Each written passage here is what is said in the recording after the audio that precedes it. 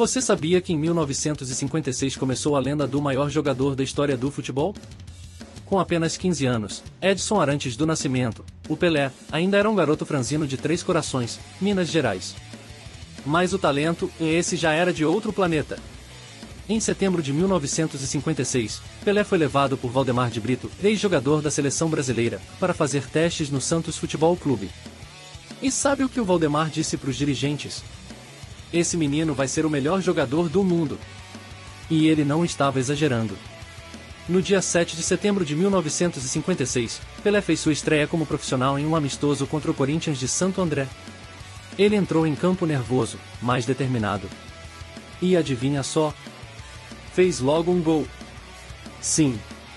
O garoto prodígio marcou e ajudou o Santos a vencer por 7-1. A torcida que estava no estádio da Vila Belmiro saiu comentando: esse moleque tem estrela. Mesmo tão jovem, Pelé já impressionava com sua inteligência tática, controle de bola e finalização precisa. Era o começo de algo histórico. O ano de 1956 marcou o nascimento simbólico de um rei, que ainda daria muitas glórias ao Santos, à seleção e ao mundo do futebol. E foi ali, com apenas 15 anos, que o futebol se curvou diante do seu futuro monarca, o Rei Pelé. Depois de estrear em 1956, Pelé entrou em 1957 com tudo. Ele tinha só 16 anos, mas já estava chamando a atenção de todo o Brasil. Naquele ano, ele jogou sua primeira temporada completa como profissional pelo Santos. E o resultado? 41 gols em 38 jogos. Um absurdo para a idade que ele tinha. O moleque fazia gol de cabeça, de esquerda, de direita, parecia videogame. Com atuações de alto nível no Paulistão, ele não demorou a ser notado pela imprensa e pelos torcedores rivais. A cada rodada, surgia uma nova manchete. Quem é esse tal de Pelé? Mas o momento mais marcante de 1957 veio no dia 7 de julho. Anota aí, Pelé estreou pela seleção brasileira em um amistoso contra a Argentina, no Maracanã. O garoto entrou no segundo tempo, e mesmo com o Brasil perdendo, ele deixou sua marca. Fez um gol logo na estreia. Foi o único gol do Brasil na derrota por 2-1, mas ninguém falava de outra coisa no dia seguinte. Nasce uma estrela no futebol brasileiro. Depois disso, Pelé ganhou espaço na seleção e começou a ser preparado para algo muito maior. A Copa do Mundo de 1958 já estava no radar.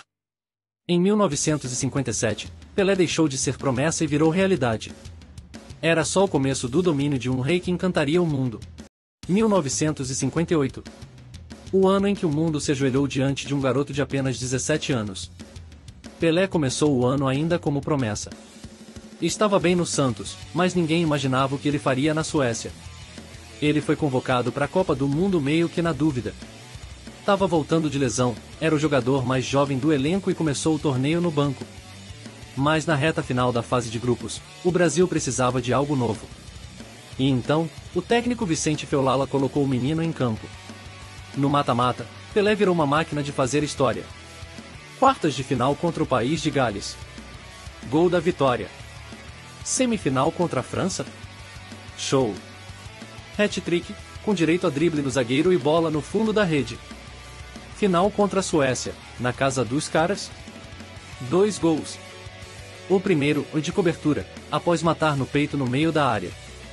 O segundo, de cabeça, aos 90 minutos, selando a vitória por 5-2.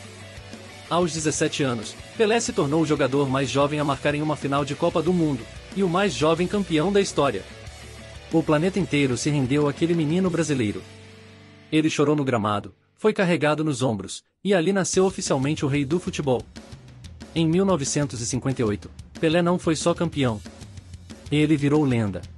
Depois de encantar o mundo na Copa de 1958, Pelé entrou em 1959 como o jogador mais famoso do planeta. E adivinha? Ele não decepcionou. Aos 18 anos, o rei estava voando baixo com a camisa do Santos. Só naquele ano, ele marcou inacreditáveis 127 gols. Isso mesmo. 127 gols em um único ano. Um número que parece mentira, mas é pura história. Mas não foi só com o Santos que ele brilhou. Naquele ano, Pelé também foi o grande destaque da Copa América, disputada na Argentina. O Brasil não levou seu time principal, mas Pelé foi chamado e simplesmente destruiu no torneio. Em 6 jogos, o garoto fez 8 gols e deu várias assistências. Teve gol contra o Chile, show contra o Paraguai, e atuação de gala contra o Uruguai.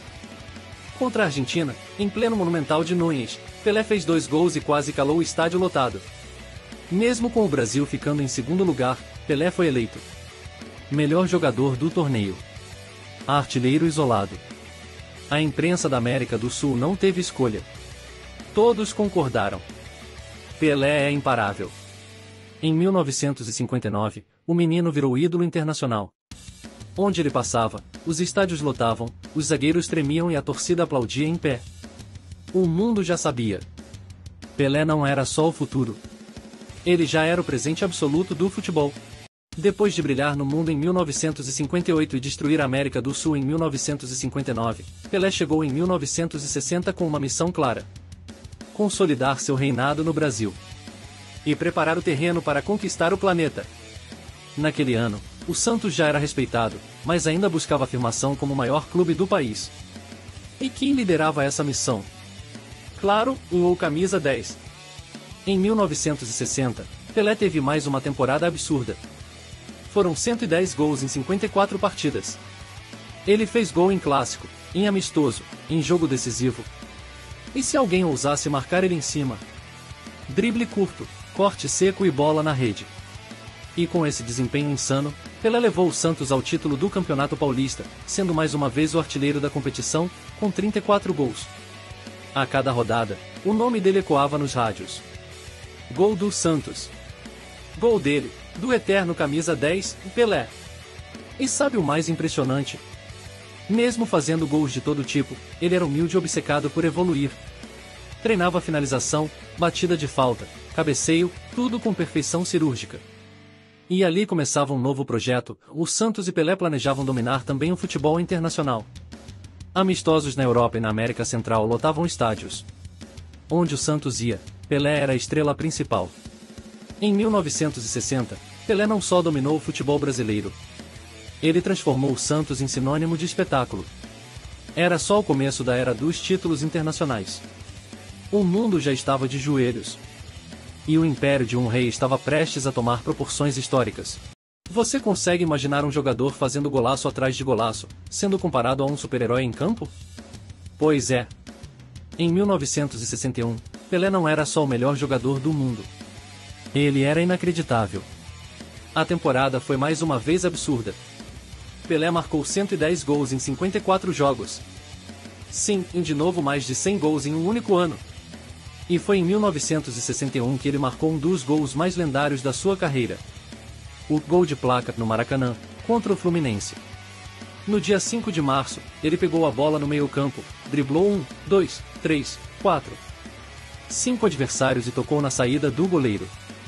O gol foi tão bonito que um jornalista da época mandou fazer uma placa comemorativa com os dizeres: neste estádio, Pelé marcou o mais bonito gol da história do Maracanã. E desde então, todo golaço passou a ser chamado de gol de placa. Em 1961, Pelé levou o Santos ao bicampeonato paulista e foi de novo artilheiro isolado, com 47 gols. Além disso, ele brilhou em amistosos na Europa e América do Sul, fazendo o Santos crescer fora do Brasil. Onde Pelé jogava, os estádios lotavam, os adversários pediam foto e aplaudiam mesmo sendo derrotados. Pelé era mais do que um craque. Era um espetáculo ambulante, um artista com a bola nos pés. E ali, em 1961, o Santos e Pelé estavam prontos. No ano seguinte, eles iriam conquistar o mundo de vez. 1962. O ano em que Pelé colocou 2 coroas na cabeça. Com a seleção. E com o Santos. No primeiro semestre, ele foi convocado para disputar a Copa do Mundo no Chile. O Brasil era o atual campeão e Pelé, o grande craque do time. E logo na estreia, contra o México, ele mostrou por que era o melhor do mundo. Deu assistência para o primeiro gol e marcou o segundo, um golaço, driblando 2 zagueiros e batendo cruzado. A torcida chilena aplaudiu de pé. Mas no jogo seguinte, contra a Tchecoslováquia, Pelé sentiu a coxa. E foi cortado do restante da Copa. Mas mesmo fora dos gramados, sua presença era símbolo de força. Garrincha assumiu a responsabilidade, e o Brasil foi bicampeão mundial. Pelé se tornou o primeiro jogador da história a ganhar 2 Copas do Mundo antes dos 22 anos. Mas 1962 ainda não tinha acabado. No segundo semestre, Pelé voltou com tudo no Santos e comandou o time rumo à maior glória do futebol de clubes. Com show atrás de show, Pelé brilhou na Taça Libertadores, marcando gols importantes e levando o Santos ao título continental contra o poderoso Peñarol. E aí veio o Mundial Interclubes, contra o Benfica de Portugal, campeão europeu. No jogo de volta, em Lisboa, Pelé deu um show histórico. Marcou 3 gols na vitória por 5-2, numa atuação considerada até hoje uma das maiores exibições individuais da história do futebol. Os jornais europeus se renderam. O mundo tem um rei, e ele se chama Pelé. Em 1962, Pelé conquistou o mundo 2 vezes. E provou que não era só lenda. Era o próprio futebol em forma de gente. Se ainda existia alguma dúvida, Pelé tratou de eliminar todas. Depois de conquistar o mundo em 1962, ele voltou em 1963 com um único objetivo: provar que o trono era dele, e só dele. Com a camisa do Santos, Pelé começou o ano jogando a Taça Libertadores da América. O torneio foi duríssimo, com jogos tensos, viagens longas e estádios hostis. Mas Pelé... ele estava imparável. Foram 5 gols em 4 jogos na campanha. E nas finais contra o poderoso Boca Juniors, o Santos mostrou força. Com Pelé liderando o ataque, o Peixe venceu os 2 jogos e conquistou o bicampeonato da América. Libertadores? De novo na Vila Belmiro. E ainda tinha mais. Veio o Mundial Interclubes contra o Milan, campeão europeu com estrelas como César e Maldini e Rivera. No primeiro jogo, em Milão, o Santos perdeu por 4-2, e Pelé não jogou. Mas no segundo jogo, no Maracanã, ele voltou. Comandou a vitória por 4-2, forçando um terceiro jogo. E no jogo de desempate, também no Maracanã, Pelé não precisou marcar. Mas liderou o time em campo com visão, dribles e passes geniais. O Santos venceu por 1-0 e conquistou o bicampeonato mundial de clubes. O mundo inteiro se curvou. Jornais da Europa, da América do Sul e até da Ásia diziam a mesma coisa. Pelé é o maior do planeta. Em 1963, ele se consolidou como o soberano absoluto do futebol. Com 60 gols no ano, títulos em todos os cantos e respeito global, Pelé não era mais só um jogador. Ele era a definição da palavra futebol. 1964. Um ano em que Pelé não levantou títulos internacionais, mas mostrou que o brilho do rei nunca depende de troféus. Logo no início do ano, o Santos disputava torneios pelo Brasil e pelo mundo. E Pelé seguia fazendo o que sabia melhor: gols. Ao fim da temporada, ele marcou impressionantes 105 gols em 65 jogos.